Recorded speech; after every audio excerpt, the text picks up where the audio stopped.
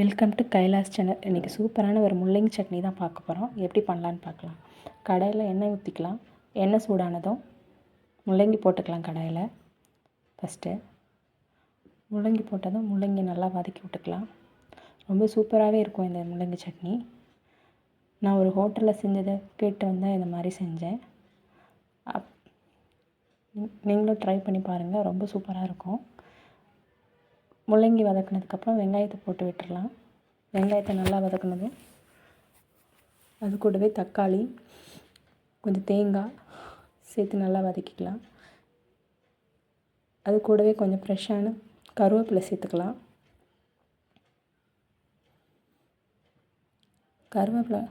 கருவேப்பிலை சேர்த்ததும் நல்லா வதக்கி விட்டுட்டு அதை ஒரு பிளேட்டுக்கு மாற்றி ஆற வச்சிடலாம். அதுக்கப்புறம் இன்னொரு கடாயில் கொஞ்சமாக தனியா சேர்த்துக்கலாம், கொஞ்சம் ஜீரகம் சேர்த்துக்கலாம், அப்புறம் காரத்துக்கு ஏற்ப காஞ்ச மிளகாய் சேர்த்துக்கலாம். நான் 3 தான் சேர்த்துருக்கேன், உங்களுக்கு வேணால் எக்ஸ்ட்ரா சேர்த்துக்கோங்க.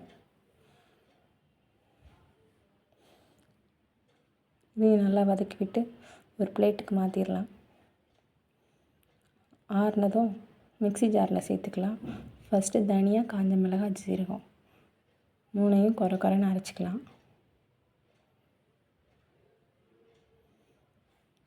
அரைச்சி விட்டதும் அதோடு நம்ம வதக்கி வச்சுருக்க முள்ளங்கி, வெங்காயம், தேங்காய், தக்காளி அதையும் சேர்த்துக்கலாம்.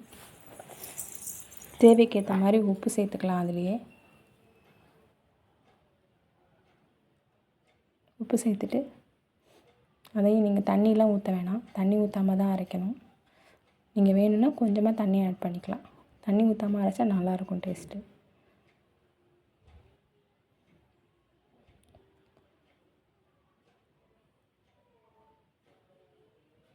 தேவைக்கேற்ப தண்ணி ஊற்றி அரைச்சிக்கலாம்.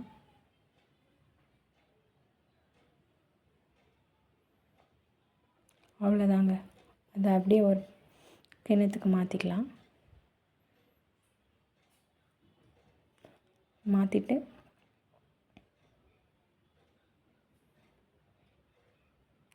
அதுக்கு சின்னதாக ஒரு தாளிப்பு கொடுத்துடலாம். கடாயில் எண்ணெய் ஊற்றிட்டு கடுகு போட்டுக்கலாம், கொஞ்சமாக ஜீரகம் போட்டுக்கலாம், கருவேப்பிலை போட்டுக்கலாம், காஞ்ச மிளகாய் போட்டுக்கலாம். போட்டுட்டு